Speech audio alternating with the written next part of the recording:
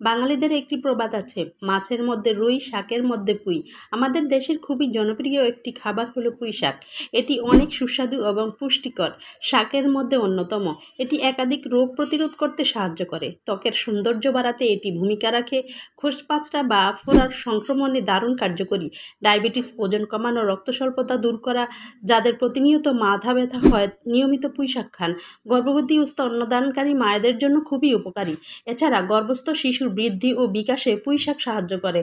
অতিরিক্ত আলোর প্রভাব থেকে চোখকে ভালো রাখে, চোখের ছানি পড়ার ঝুঁকি কমায়, চুল মজবুত হয় এবং চুলের স্বাস্থ্য ভালো থাকে। হজম প্রক্রিয়া সচল রাখে।